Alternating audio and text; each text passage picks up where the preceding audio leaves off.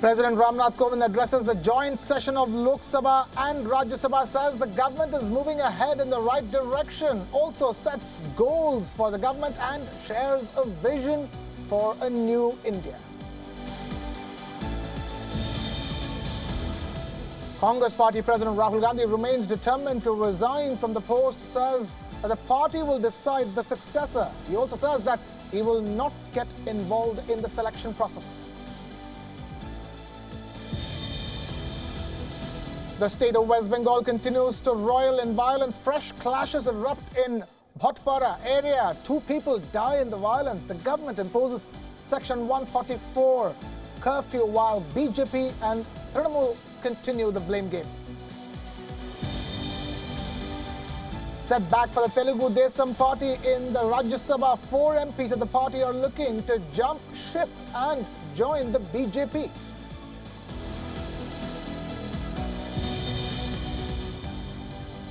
The US government mulls a cap on H-1B visas. Indian IT sector is likely to face the heat. Indian markets incur sharp intraday cuts before staging a recovery.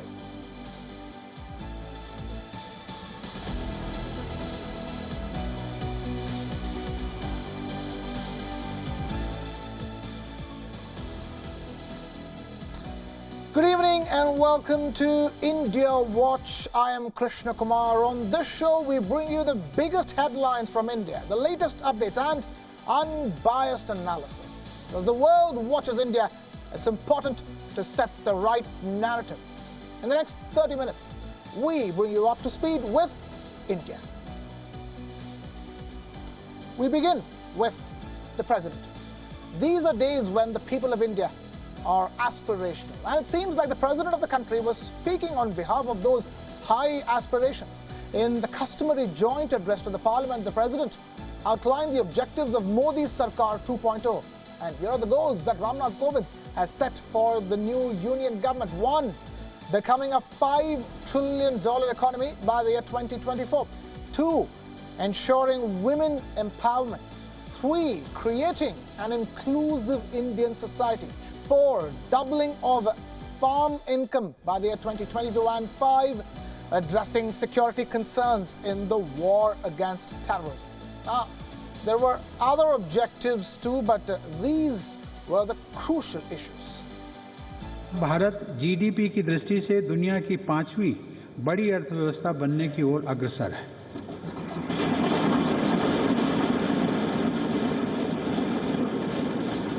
विकास दर को उच्च स्तर पर बनाए रखने के लिए reforms की प्रक्रिया जारी रखी जाएगी। हमारा लक्ष्य है कि वर्ष 2024 तक भारत $5 ट्रिलियन की इकोनॉमी बने। Now, these are ambitious ideas worth pursuing, but where do we stand on these issues? India is the fastest growing large economy in the world, going by official data. The size of the Indian economy is $2.8 trillion as we speak. Is it possible for India to be a $5 trillion economy in 5 years from now? Going by pure numbers, India's GDP needs to grow by 12% every year. 12%. The last quarter, we grew at half that rate, roughly 6%, 5.8 to be precise. The last financial year GDP growth had slumped to a 5-year low of 6.8%. Over the last 5 years, India's infrastructure and energy sector grew sharply, but it is still lagging behind the needs of the country. If India wants to be a manufacturing giant, then it needs to improve these sectors even more, and it is a necessity. We saw the United Nations population report earlier in the week. India needs to grow at above 10% every year to generate jobs for the increasingly young workforce. Point number 2, women empowerment. Things are gradually improving on this front. There is more women labor force in the country than ever, but gender-based financial inequality remains a hurdle. So is the issue of rural women in informal sector. But it's safe to say that India is on its way to addressing this issue. Point number 3 is the issue of inclusive India. Social inequality prevails in the country and it stokes other tensions too. To maximize the growth potential, India needs to become more inclusive as a country. Empowering and educating marginalized sections of society is a crucial step in that direction. Already, the Union Government of India has promised to roll out 5 crore scholarships for students of minority communities in the coming days. That was one of the first announcements of the Modi 2.0 government. The government has brought in a reservation for economically weaker sections as well. Now, the trick here is to follow words with action. The next issue is the one about doubling farm income by 2022. Repeated monsoon failures have hurt the country, but the production has improved. The government's motto is to produce more crop per drop of water. Now, despite that, the rural economy is going through a crisis. Agricultural reforms are needed to prop up this sector. The government needs to address the fall in rural demand. Specific soil-friendly crops have to be promoted. Sustainable models of agriculture needs to be brought in. Loan waiver is just not a solution. India's rural problems are structural.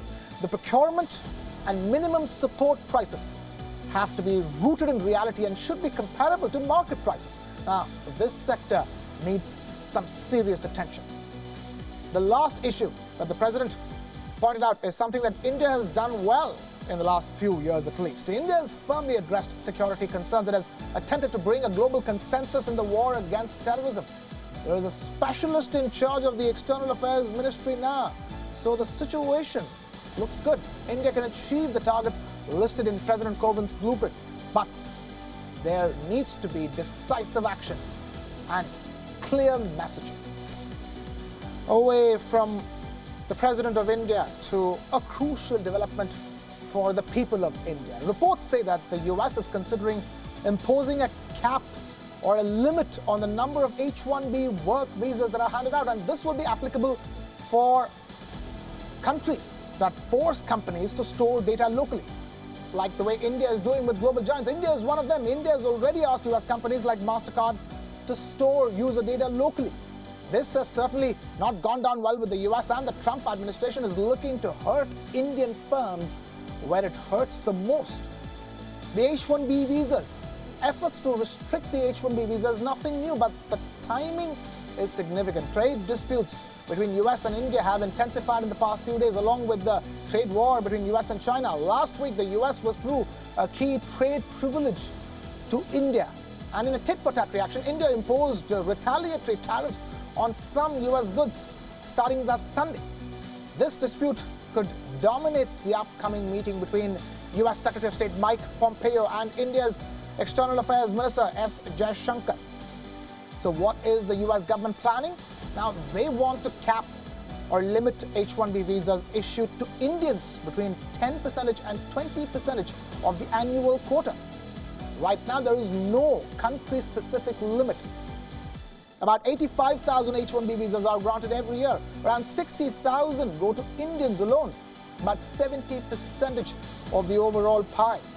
It's easy to dismiss this as a reaction to retaliatory tariffs by India, but there's more to it than what meets the eye. The US wants to link it to data localization rules.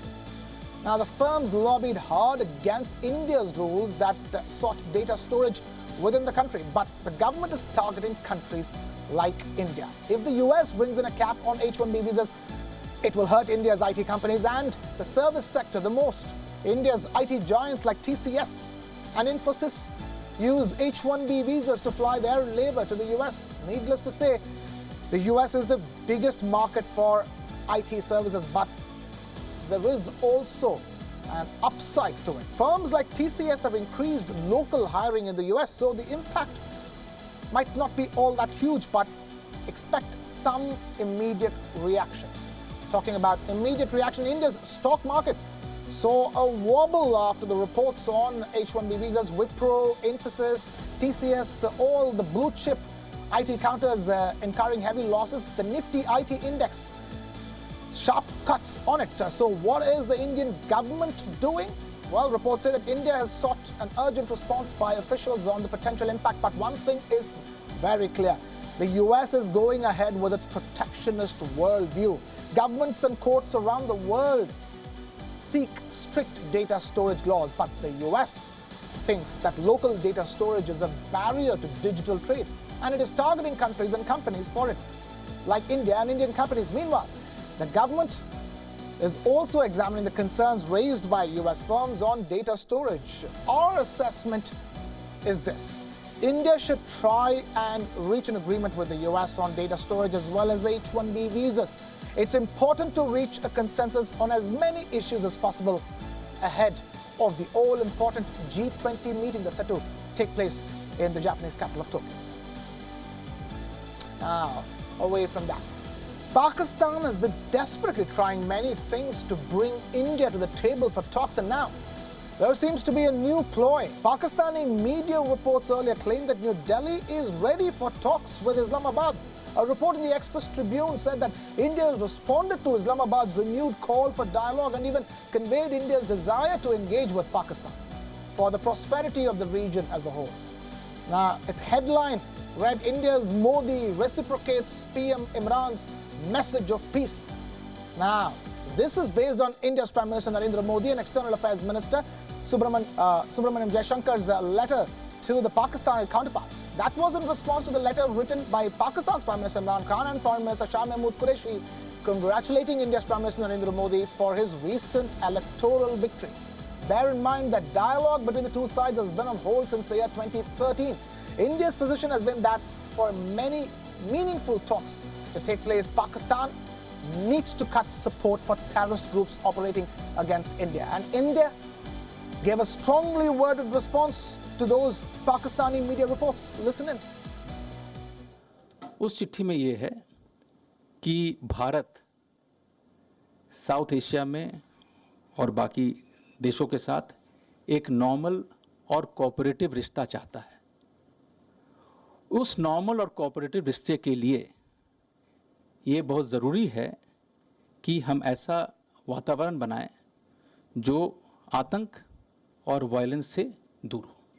जो पाकिस्तान की तरफ से बार बार एक कोशिश होती है जो fake news को पेडल करने की, और आप लोगों से भी गुजारिश करूंगा कि इसके पहले कि आप लोग उसको हवा दें, हमसे चेक जरूर कर लें कि इसमें सच्चाई क्या है। अगर आप पहले डाल लेंगे, उससे चेक करेंगे, तो वो जो उनका जो मकसद होता है कि वैसे न्यूज़ को बढ़ावा देना, उनका पूरा हो जाता है। Pakistan has to take action which is verifiable, has to take action which is irreversible. Unless we are convinced that action has been taken on the ground and not the temporary action which we have seen several times in the past, they really have to take some action and something which can be verified. So we will not be fooled by some cosmetic action here and there. I think some concrete action has to come from their side. Why don't you just release the letter if that is possible? We are not in the business of releasing letters. You know, we don't release letters. Why don't you ask somebody who's quoting to release the letter? No, it says that India has expressed a desire for talks with Pakistan. That's what I'm saying, that if you are so confident and if you think that they can be trusted, you ask them to release a copy of the letter. Okay. So here's how that cookie crumbles. There are two things here. One is a letter sent by India, and the other is Pakistan's rather creative interpretation of it. In Prime Minister Modi and Foreign Minister Jaishankar's letters, they have both highlighted that India seeks normal and cooperative relations with all neighbors, including Pakistan, which a desperate Pakistan is trying to portray as India reaching out and offering to restart dialogue. The Prime Minister in his letter also clearly stated that it is important to build an environment of trust, free of terror, violence, and hostility. Clearly, that is a far cry from asking for a resumption of dialogue. It's more of a reminder as to why there are no talks at the moment in the first place. But keep in mind, as we've told you before, Pakistan is desperate. Its economy is in shambles, and the global terror financing watchdog, FATF, Financial Action Task Force, is threatening to make it worse. It's known that Pakistan hasn't fulfilled 25 of the 27 action points in terms of combating terror financing laid down by the FATF. The FATF plenary meet at Orlando in Florida in the US, which is ending tomorrow, the 21st of June, is crucial. Its findings will determine whether Pakistan will remain on the watchdog's grey list or be downgraded to the blacklist. That perhaps explains the timing of this move, why Islamabad is making this attempt to create a smokescreen effect by spreading false news about India's position. Because just a few weeks ago, it was Mr. Khan, the Prime Minister of Pakistan, and Mr. Qureshi, the Foreign Minister, who wrote separate letters to their Indian counterparts pushing for the restarting of bilateral talks. And then last week, PM Modi and Mr. Khan exchanged pleasantries during the Shanghai Cooperation Organization Summit in Bishkek, the capital of the Kyrgyz Republic.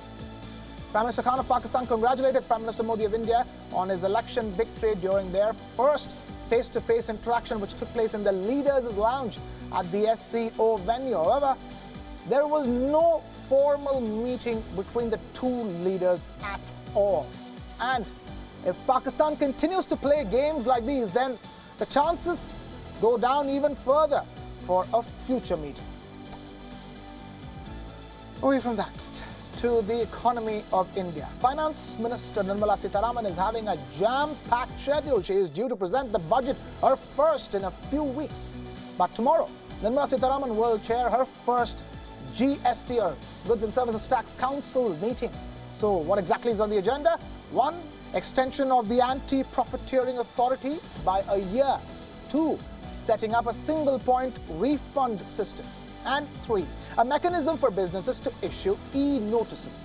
Now, this is the 35th GST Council meeting. 3-5. The GST Council is hailed as one of the definitive proofs of India's federal system. The Council met, deliberated and implemented the goods and services tax with all its myriad slabs, but the tax itself is a work in progress. Why am I saying that? There is no mechanism yet to check GST evasion. That's why. Different states have taken different stances on various issues relating to GST. There is no uniformity.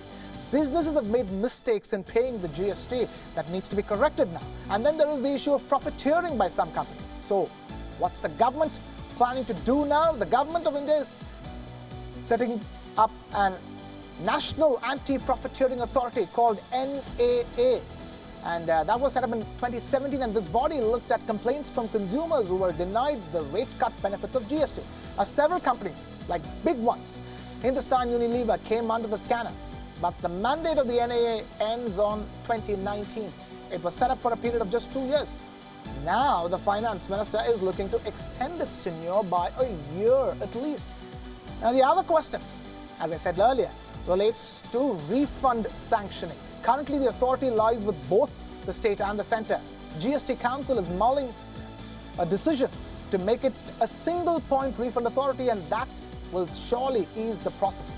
Perhaps the most important issue of all is tax evasion. The government wants to integrate the e-way bill with NHAI's fast tag mechanism from the 1st of April 2020. Now, besides that, Finance Minister Nirmala Sitharaman also held a preparatory meeting on the upcoming G20 summit yesterday. Her plate is clearly full. The first major meeting of her tenure begins tomorrow. Away from that, in a major coup, the Bharatiya Janata Party, or the BJP, has been able to wean away Telugu Desam Party's Rajya Sabha MPs. The breakaway faction met the Rajya Sabha chairman Venkaiah Naidu and submitted a memorandum to him. It stated that the Telugu Desam Party's legislative party meeting was held on Thursday, where it was decided to merge their legislative party with the BJP.